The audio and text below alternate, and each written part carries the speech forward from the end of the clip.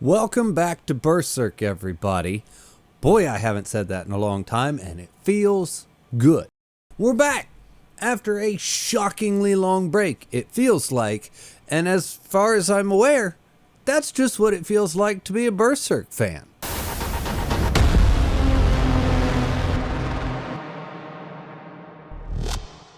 Anyway, like I said, we're back. And if you thought, by the way, that things were going in the past few chapters, that we were in for another extremely long boat ride, think again.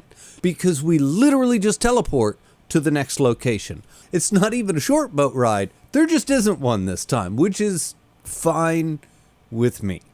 Anyway, all joking aside, I do want to say right up top that if you had any doubts whatsoever that Berserk was in good hands when it came to Mori and the team taking over after Miura, I feel like this chapter in particular, for me, really helped to alleviate some of those concerns, or any of them, because I feel like this has done a couple of things to prove to me that this is in good hands and that they're going to do the series and the fans justice. At least it feels that way right now. Anyway, we start the chapter out with Shirka and Guts in the astral plane.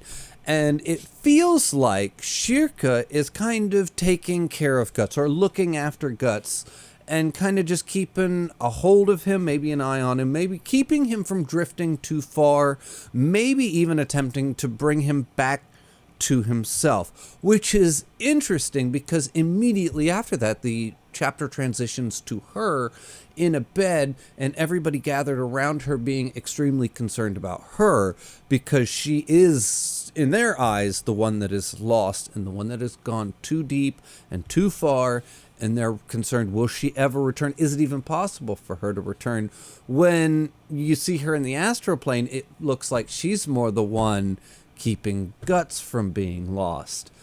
I don't know. It could go either way for her at this point in time, but it's a good juxtaposition as to feelings that I got when looking at one scene versus the other scene.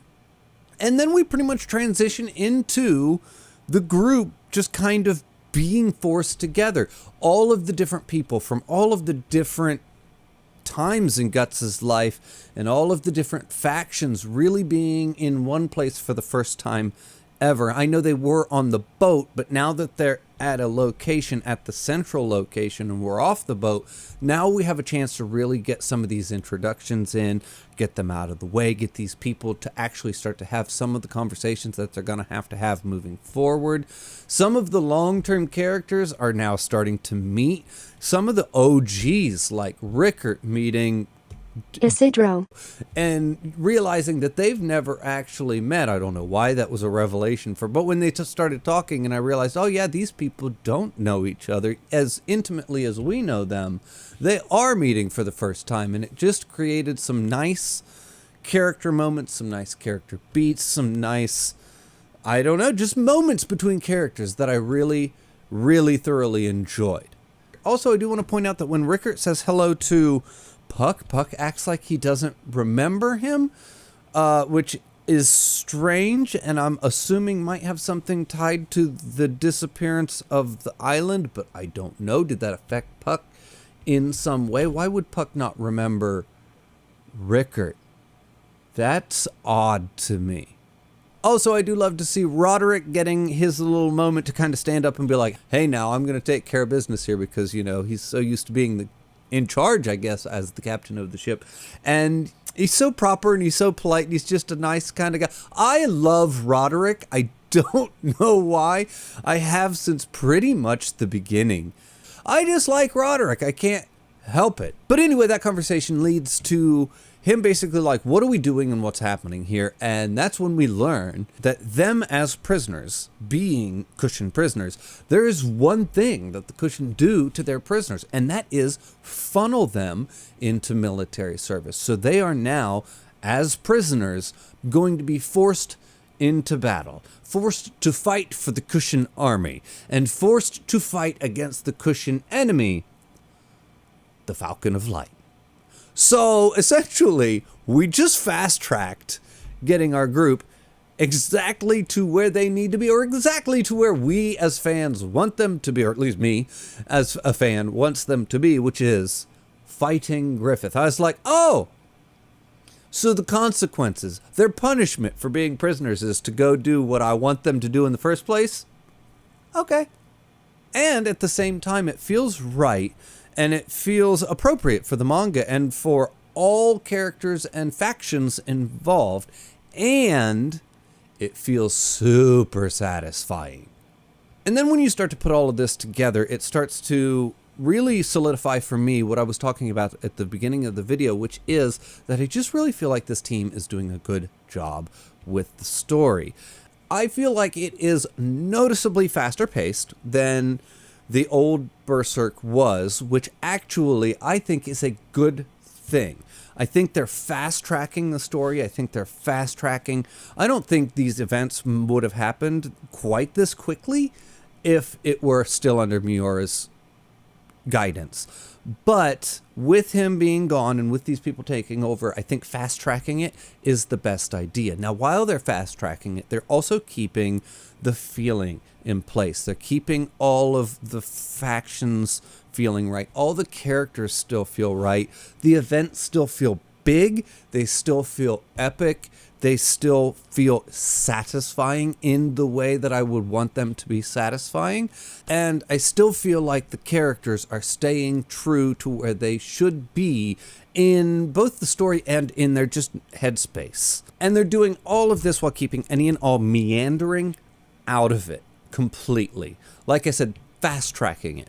And that's not to say that I'm in some kind of massive hurry to get to the end and just to have this all done and over with. But I do genuinely feel like if we get too sidetracked from the main goal of what we're trying to do here, it's going to feel like we're sidetracked, or it's going to feel like, God forbid, filler.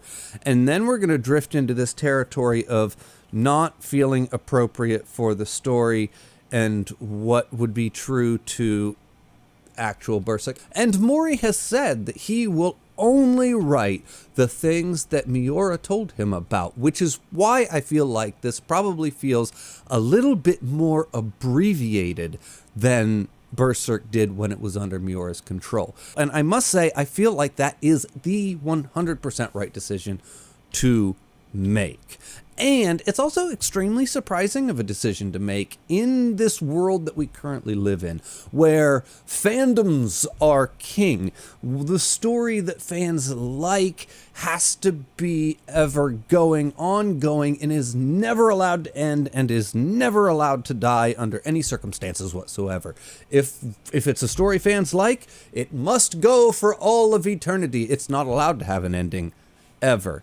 So in that world that we live in, and that's a whole nother video in and of itself, I could talk about that for days because that kind of irritates me. But in a world where nothing is allowed to ever stop, die, or end, it's just nice that this is like, no, we're just going to kind of get there. We're going to do what we need to do, and we're going to get it to that finish line that was originally intended by Miura himself.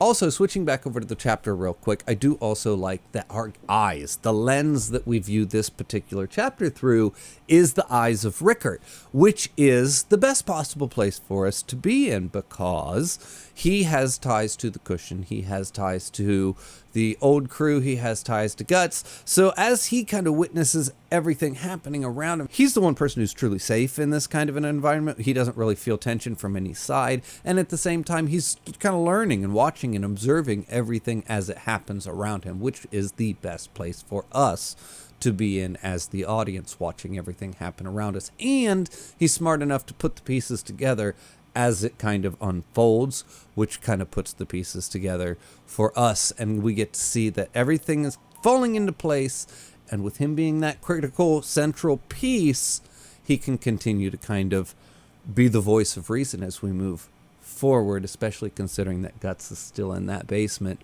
or that cell, and he's still not quite where we need him to be. And I yet don't see a way out of his depression or how he's going to get out of his depression and his funk, but I really look forward to seeing exactly how that plays out because I'm dying to know just how he's going to snap back to reality. Something has to bring him back, but what is that something gonna be?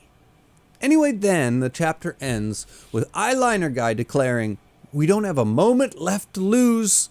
We move to attack the Falcon. Which is like, oh shit. Not only are we fast-tracking the direction the story's going in, like, we're going to form an army and we're going to go get the Falcon. No, we're doing it now. Like, we're going now. And I'm just like, ooh. Anyway, I just still, at this point, as much as the Guts' crew has gathered, we now have the Cushion and that entire army, and we have Guts and we have the entire crew. Guts is kind of out of commission, but he'll be back. And then you get Daiba, and you have, with all of these people together, I still don't see a way for them to win. I don't see the way through this battle. Griffith and his side of the battle seems too big. It seems too powerful to even contend with. So even with all of the forces that are on Guts' side at this point in time, I just don't see the way through. It feels... The odds still feel insurmountable. I don't know how they come out on top.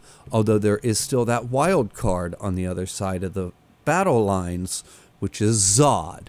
Because we know from that one panel that he's not looking to 100% on board with Griffith right now. So we'll have to see. He might turn coat on them. Maybe. Anyway, that's kind of my viewpoint, even more so than on just this chapter alone, just kind of like the entire state of Berserk at this second in time. As always, everybody, the link for my Patreon's in the description below. The link for my Discord's in the description below. Thank you for watching, and I'll see you next time.